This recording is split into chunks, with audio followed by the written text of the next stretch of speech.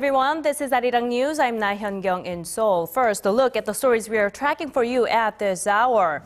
Another shooting in Korea. The suspect in his 70s shoots 3 people, including a police officer, before killing himself in an apparent suicide.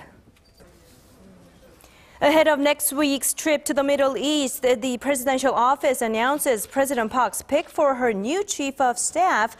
The current head of the National Intelligence Service is tapped.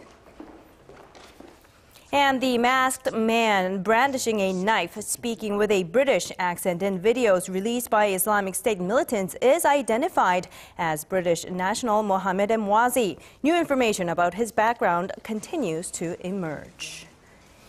And we begin with a shooting that has shocked the nation again just 2 days after another shooting that left 3 people dead. This morning, in a city south of Seoul, 3 people were killed by a man in his 70s. Police say the man, identified by his surname Chun, is suspected of shooting his older brother and his brother's wife after making threats about financial issues. He is also suspected of shooting dead a police officer who arrived on the scene before turning the gun on himself.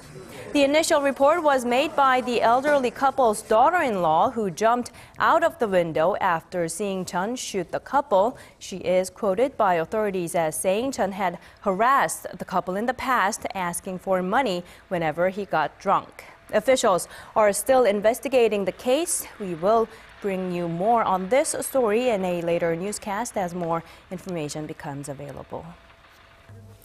Now, lawmakers began the third and final day of questioning top government officials this morning at the National Assembly. Today's session focuses on the Park administration's social, educational, and cultural policies. Legislators are putting extra emphasis on measures for strengthening crisis management and safety systems, as well as ways to prevent child abuse at daycare centers, and devising ways of protecting non-permanent employees. The newly appointed Prime Minister Lee Won-gu and 10 others, including the nation's welfare, employment, and culture ministers, are in the hot seat for today's session.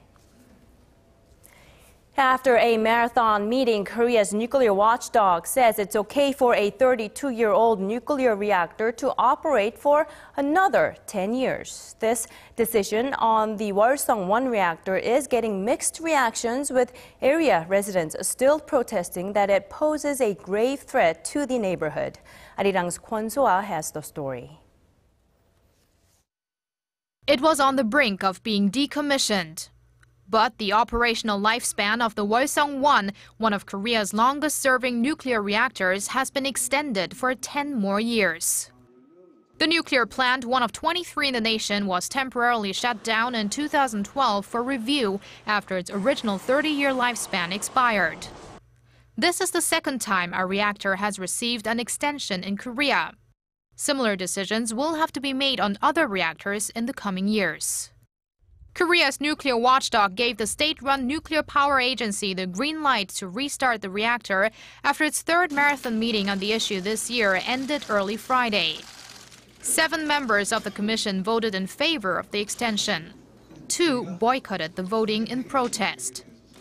One of them, Professor Kim Ik-jung, says that during his 18 months as a member of the committee, he thought discussions were very thorough, but this one felt rushed.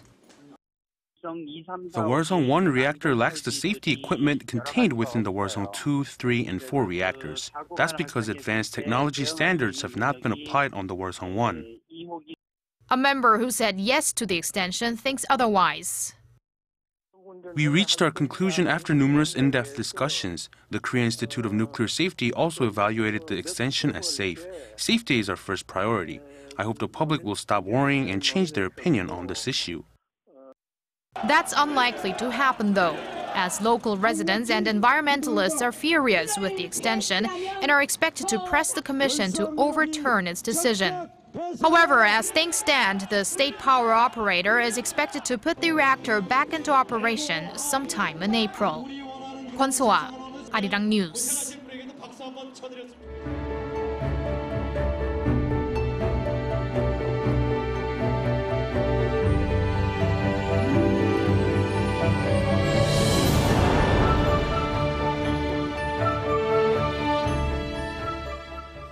Now, before we get to our three-part series, we have a little bit more information about the new Chief of Staff. His name is Lee Byung-gi. He is the current Chief of the National Intelligence Service, and he will be replacing the outgoing Chief of Staff, the Presidential Chief of Staff, Kim Gi-chun. And we will have more on him and other appointments that President Park Geun-hye has made and announced today. Now, going back to the three-part series on the president's performance so far and what's ahead in her third year in office, today we are going to focus on foreign policy. Korea is enjoying improved ties with China but has made little progress on inter-Korean relations.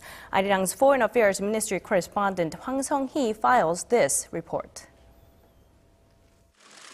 A stronger alliance with the United States and a budding friendship with China are two of President Park Geun-hye's most notable diplomatic achievements. The signing of a free trade agreement deepened Seoul's economic cooperation with Beijing, and the two neighbors have opened up military channels. But experts say South Korea may find itself in a difficult position between the two great powers. And I would say right now, the missile defense issue and the question of THAAD deployment in South Korea is one place where you can watch this tension really bubbling right up to the surface. Despite President Park's pledge to improve inter-Korean ties, tensions remain high. Some blame her lack of flexibility for fizzled momentum, like last year's reunions for war-separated families and a surprise visit to the South by a high-level North Korean delegation. Even the unification minister recently admitted that the Park administration's signature trust politique, which focuses on building trust with the North through dialogue and cooperation, failed to make any significant progress. But there are doubts that a fresh approach will be any better as long as Pyongyang maintains its belligerence. She can try some things to elicit that reciprocity from the North, but until they have a more cooperative attitude, it's very difficult to achieve positive outcomes. Another task is getting Japan to fully acknowledge its wartime sexual enslavement of Korean women. With relations with Tokyo at their worst, experts say Seoul should seek practical cooperation in areas like security and the economy. Since foreign affairs is an area that requires policies with a long-term perspective, experts say it's too early to judge whether the Park administration's diplomacy has been a success or a failure. Hwang Sung-hee, ARIRANG News. In the year 2012 for Korea was at its record high. All of the day's important events close to home and around the world. Join Laah Hyun-kyung live from Seoul. Shopping market thinks the true meaning of creation shines through. The identity of the masked man known as the Jihadi John has been unveiled. He is the one appearing in the so-called Islamic State militant group's brutal beheading videos. Our Lee Ji-yoon tells us more. The infamous Islamic State killer Jihadi John's real name is Mohammed Emwazi. The BBC and the Washington Post first broke the story on Thursday, citing former associates. Several other news outlets then reported that anonymous U.S. intelligence officials had confirmed that Jihadi John is indeed Emwazi. The Kuwait-born British man in his mid-20s comes from a middle-class family and attended college in London. He reportedly then went to Syria just 3 years ago to join the Islamic State group. Emwazi is the man seen in one brutal execution video after another in which he beheaded American journalist James Foley and Japanese journalist Kenji Goto. The BBC reports the U.S. and British authorities determined the identity of Jihadi John several months ago, but didn't make it public for security reasons. The British-based human rights group Cage, which helps Muslim prisoners, says Emwazi was a kind and soft-spoken young man, but that he felt like he was often harassed by security officials simply because he was Muslim. Various reports also say British officials suspected that Emwazi was trying to join the Somali Islamist militant group Al-Shabaab, so they stopped him from moving to Kuwait in 2010. The White House says it's not able to confirm or deny the reports on the man's identity. British police also declined to comment, citing the ongoing investigations. Still, this new information is likely to heat up the fight against the terrorist group and how authorities will now go about their hunt for Emwazi. Lee Ji-yoon, ARIRANG News. A top U.S. intelligence official says cyber attacks from foreign countries, including North Korea, are the biggest security threat facing the United States. Along with Iran's, he says Pyongyang's cyber threats can be more disruptive than others. Here's ARIRANG's Kim Min-ji with more. The United States faces a range of threats, with cyber highest on the list. In testimony to a congressional committee outlining the intelligence community's assessment of global threats to the U.S., James Clapper, the Director of National Intelligence, said a number of nations stand as cyber threats to the U.S. Cyber poses a very complex set of threats because profit-motivated criminals, ideologically motivated hackers or extremists, and variously capable nation-states like Russia, China, North Korea, and Iran are all potential adversaries who, if they choose, can do great harm. Clapper noted that Russia in particular possesses sophisticated cyber capabilities more severe than previously assessed. Although North Korea and Iran have lesser technical capabilities, he said Pyongyang's alleged hacking of Sony Pictures and Iran's cyber attack on the Las Vegas Sands Corporation demonstrate that these nations are motivated and unpredictable cyber actors. In a report to Congress, Clapper said that North Korea's nuclear program also poses a serious threat to the security environment in the U.S. and East Asia. He said that the North is committed to developing a long-range nuclear-armed missile capable of hitting the United States. The intelligence chief added that the North has expanded its Yongbyon enrichment facility and restarted the reactor, in line with its stated intent to refurbish and restart its nuclear facilities. Kim Min-ji, ARIRANG News. Lawmakers in the U.S. will be looking to bolster sanctions on North Korea in a meeting slated for Friday, Washington time. In a press release, the House Foreign Affairs Committee said it will convene the meeting to discuss the North Korea Enforcement Act of 2015. Now, the act, which was introduced by Representative Ed Royce, is aimed at expanding the sanctions to businesses and individuals from a third country doing illegal trading with North Korea. The current sanctions only apply to American businesses and individuals. The push for stronger sanctions on North Korea is a response to Pyongyang's alleged cyber attack on Sony Pictures late last year. Now, Korea's rapidly aging population is having a noticeable impact on the nation's workforce. Latest figures show 6 out of 10 employed people in Korea are over 40 years old, and experts are warning that the domestic economy could soon find itself with a serious shortage of workers. Hwang Ji-hye has the story. Just over 44 years old. That was the average age of Korean workers last year. That's 8 years older than 40 years ago, when those in their 30s took up the largest portion of the workforce. The average age of workers reached 40 in 1999, and since then it has been on a steady increase. It's no wonder that more jobs were added by the elderly population than the younger generation last year, while the number of employed in the 55 to 64 age group shot up by more than 280,000 in 2014 from a year earlier. That of those in their 20s rose by a mere 56,000. The portion of workers under the age of 40 also slumped to 37% last year. That same figure stood at 61% around 30 years ago. Experts say the country's aging population, coupled with the trend of people feeling forced to re-enter or stay in the job market in the later stages of their lives, has exacerbated the problem. But they say it's going to get even worse when the elderly population trying to prepare for life after retirement leave the job market. The experts add that given the pace at which the population is aging, the workforce could dry up and in turn hurt Korea's economic growth. Hwang Ji-hye, ARIRANG News. Well, tech reporters and enthusiasts from around the world will gather in Barcelona for this year's Mobile World Congress, which kicks off next Monday.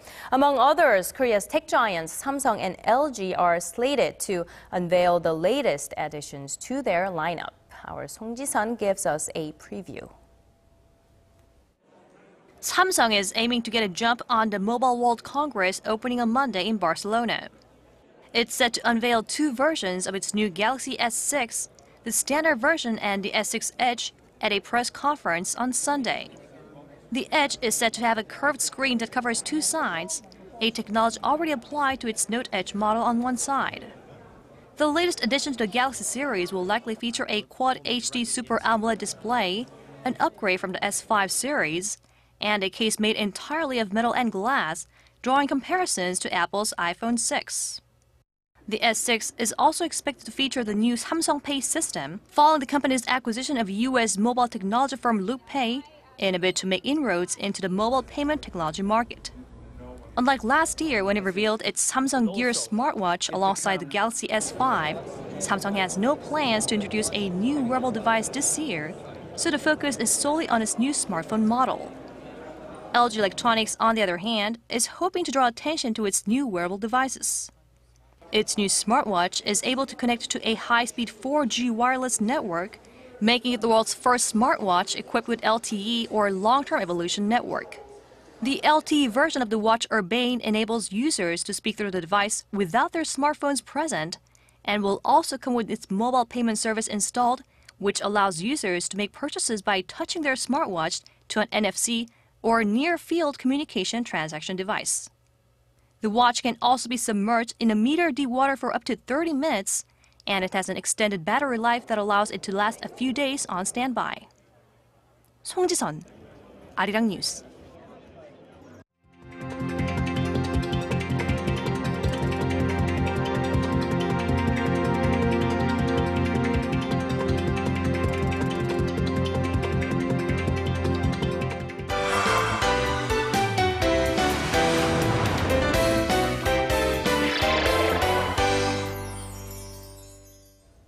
Hollywood's awards season finally came to an end this past Sunday, with the industry handing out Academy Awards. A few films were more successful than most, and of course the night wasn't without its share of upsets. Our film critic Pierce Conrad is here to guide us through this year's list of Oscar winners. Good afternoon, Pierce. Good afternoon to you. So, any major surprises this year? I don't think there were any major big surprises overall. A lot of the favorites won all their awards, but perhaps the biggest surprise came in the top awards for particularly best film and director. And again, I hesitate to call it a surprise. There were two front runners, and those were, of course, Birdman and Boyhood. And people kind of felt that Boyhood had an edge in the director category for Richard Linklater. Of course, it's a film that was made over 12 years, and people felt he might be recognized for that kind of massive achievement. But ultimately, both of those prizes went to Birdman. And so that was seen as a surprise that they could actually win for both of those. Actually, Boyhood only won one award at the end of the night, and that was for Best Supporting Actress for Patricia Arquette. Beyond that, I think people were surprised. I certainly was pleasantly surprised to see that Whiplash came away with 3 awards, including J.K. Simmons, who was, of course, the hot favorite for Best Supporting Actor. So with wins for Best Director and Best Picture, many would say the Birdman was the big film of the night, no?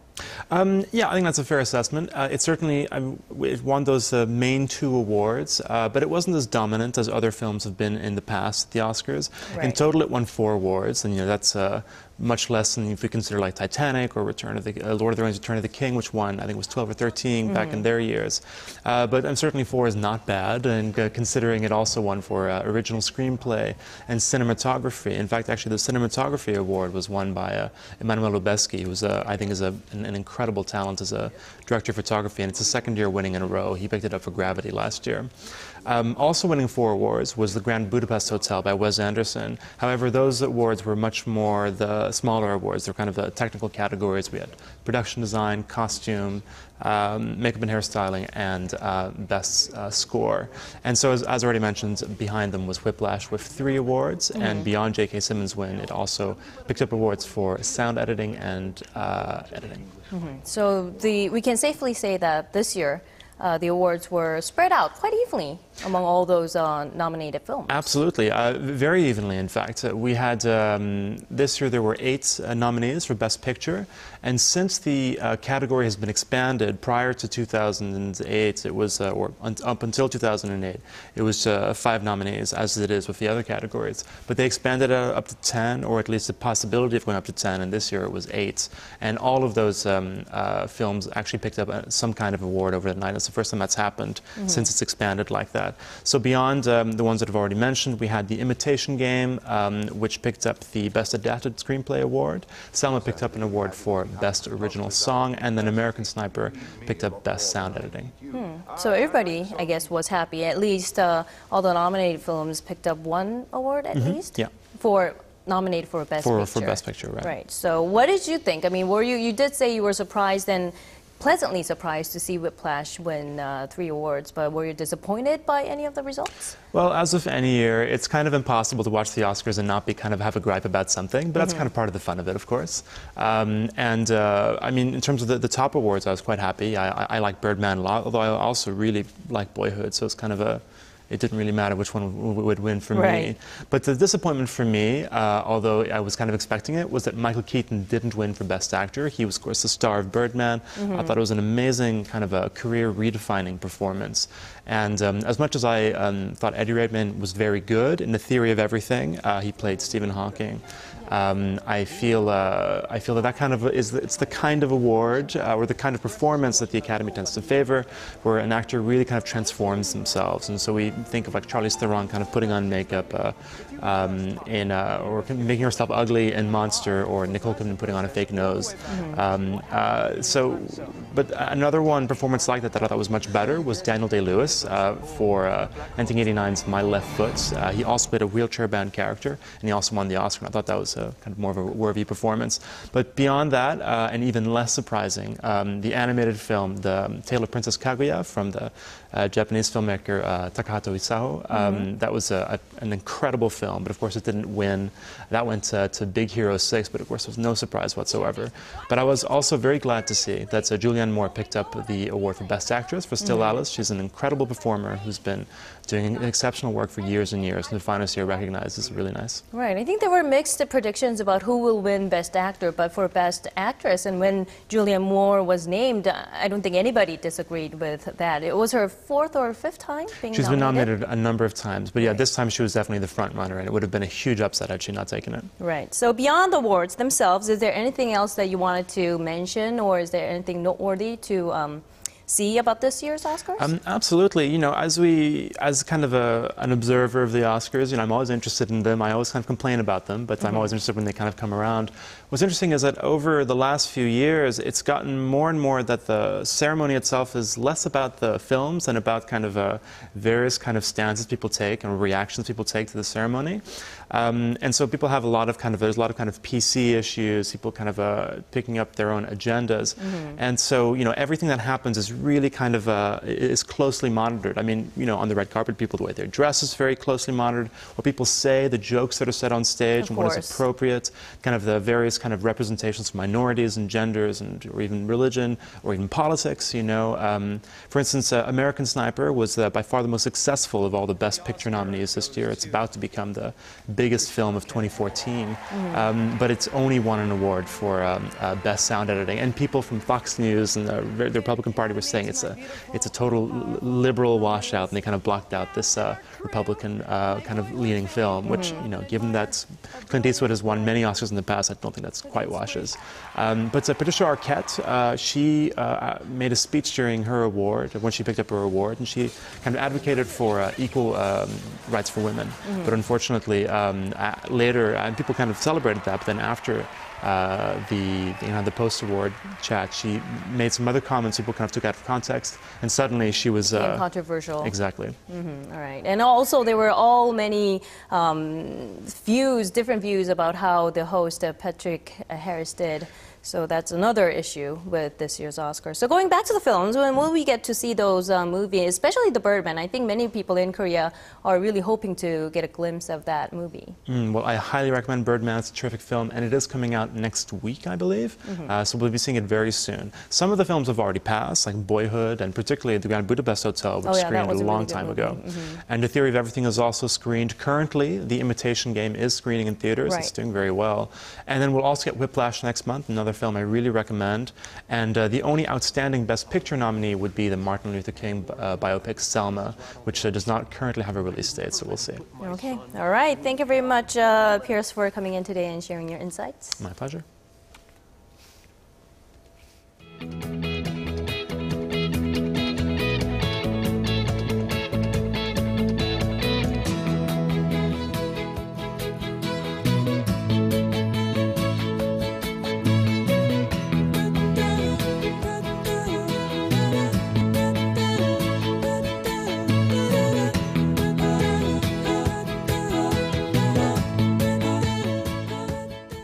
And that's a wrap from us at this hour. I'm Laah Hyun-kyung in Seoul. I'll be back with all of that and more at 4 p.m. Korea time.